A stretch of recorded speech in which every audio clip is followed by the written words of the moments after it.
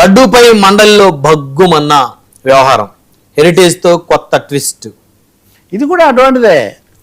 ఇప్పుడు లడ్డు అనే దాని మీద అవినీతి ఉంటే చర్యలు తీసుకోండి, కానీ దీనికి మత కోణం ఎందుకు ఇస్తారు? మతాన్ని దెబ్బతీయడానికి చేశారు.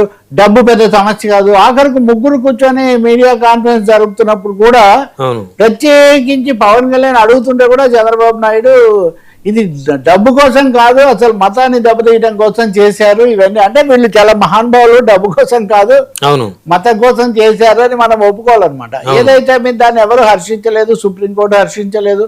కల్తీ జరిగింది, కల్తీ మీద చర్య తీసుకోండి, చర్య తీసుకోకుండా అదే అధికారులను కూడా కొంతకాలం కొనసాగించారు. ఇదంతా అయింది. దానికోసం ఒక అసహాయచుడిలాగా ఒక ఆయనతో ఏకసభ్య కమిషన్ వేశారు. నిజంగా ఆయన పాపం వీళ్ళందరి మధ్యలో, ఈ తిమింగళాల మధ్యలో ఆ ఏకసభ్య కమిషన్ చేసేదేం లేదు. మొన్న ఆయన గురించి కూడా ఒక మిత్రుడు చెప్తూ ఉన్నాడు. కాబట్టి ఈ సమయంలో కొత్త ఏమైంది, ఇప్పుడు హెరిటేజ్ వచ్చింది. ఇందిరాపూర్ డైరీ అనే దానికి భారీగా ఇది ఇచ్చి 10 లక్షల కిలోలు అంటున్నారు, ఇది ఇచ్చారు. వీళ్లకు హెరిటేజ్కి సంబంధం ఉంది. ఇంకా చెప్పాలంటే దీని వెనక హెరిటేజ్ ఉంది, ఇది హెరిటేజ్ లాంటిది అని కొత్త వాదన వీళ్ళు ఒక తీసుకొచ్చారు. వైసీపీ వాళ్ళు తీసుకురావడం కాదు, వాళ్ళకి సంబంధం ఉన్నట్టుగా వాళ్ళ పేరు వీళ్ళ పేరు కలిసి ఒక చోట కనబడ్డాయి. అదేదో కో ప్రొడక్షన్ యూనిట్ తప్ప మేము వాళ్ళు ఒకటి కాదు, కో మ్యానుఫ్యాక్చరర్ తప్ప ఇది కాదని వీళ్ళు అన్నారు. కానీ ఏమన్నా కానీ నేను అనేది ఏంటంటే, అంతకుముందు 318కి ఎంతకో నెయ్యి ఎలా ఇస్తారంటే ఇప్పుడు 638. అంటే రేట్ రెట్టింపు చేసి ఆ తీసుకున్న సంస్థ కూడా వీళ్ళతో ఏదో ఒక విధమైన ప్రత్యక్ష పరోక్ష బంధం ఉన్న సంస్థ అయ్యేసరికి సహజంగా వాళ్ళు ఎట్లాగో తమ మీద వచ్చింది తప్పించుకు బయటపడాలని వాళ్ళు కోరుకుని ఉంటారు కదా. ఇప్పుడు లడ్డూ వివాదం కాస్త కల్తీ నుంచి ఇది హెరిటేజ్ అంశంగా మారింది. హెరిటేజ్ అనేది పెద్ద సంస్థ కాబట్టి, నేపథ్యం ఉంది కాబట్టి వాళ్ళు దీని మీద చట్టబద్ధంగా కోర్టుకు వెళ్ళి ఉండొచ్చు, మా పేరు వాడకూడదని చెప్పి ఉండొచ్చు, లేకపోతే ఇంజెక్షన్ ఆర్డర్, లేకపోతే అలా జరగల. ఇక్కడ ఇది మళ్ళీ రాజకీయ వివాదం అవుతుంది. ఇప్పుడు అంతకుముందు కనీసం వెంకటేశ్వరుడి తరఫున అటు ఇటు వాదించుకుంటే అదొక విధంగా ఉంది. ఇప్పుడు హెరిటేజ్ అనే ఒక ప్రైవేట్ సంస్థ తరఫున మంత్రులు వీళ్ళందరూ మాట్లాడడం అనేది ఎలా సంభవం? అసలు మంత్రులకి ఏం సంబంధం?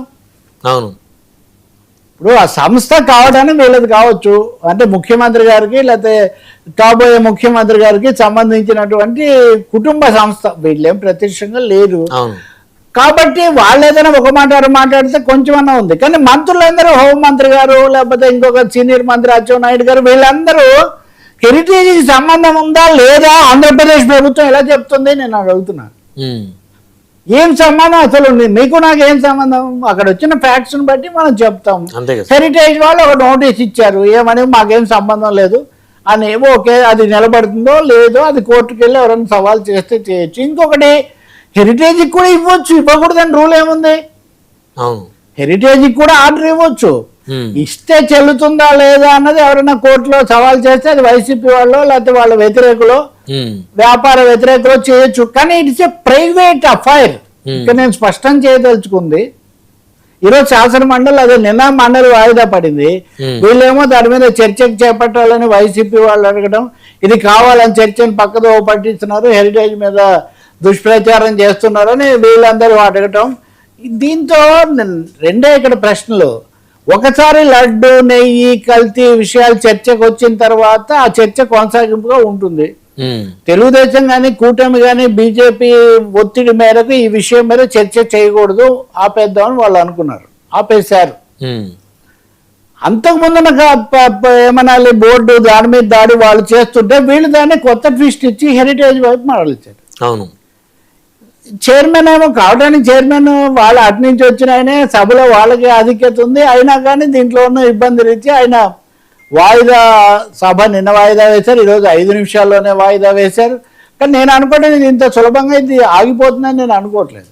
ఎందుకంటే వీళ్ళు నోటీస్ ఇవ్వడంతో పాటు అక్కడ కనిపిస్తున్న తమ పేరు అనేది ఏదో ఇప్పుడు కనపడకుండా వెబ్సైట్లో లేకుండా చేసుకున్నారు అనేది కూడా ఒకటి కనిపిస్తుంది. ఒకటంటే ఈ రోజుల్లో అందరికీ వ్యాపార సంస్థలు ఉన్నాయి, ప్రత్యక్షంగానో పరోక్షంగానో సంబంధాలు ఉన్నాయి, వాళ్ళకి టికెట్లు లభిస్తాయి, వాళ్ళకి పదవులు వస్తాయి, ఇవి జరుగుతున్నాయి. ఇదేం పెద్ద అసాధారణమైన అంశంగా లేదు. దాన్ని అటువంటిప్పుడు దాన్ని కూడా సమానంగా తీసుకొని హెరిటేజ్ పేరు ఎత్తితే ఒప్పుకోము అన్న స్థాయిలో ప్రభుత్వ పెద్దలు మాట్లాడడం మటుకు కొంచెం సమస్యకే దారితీస్తుంది. ఇప్పుడు మీకెందుకని ప్రతిపక్షం రేపు తీసుకురావచ్చు.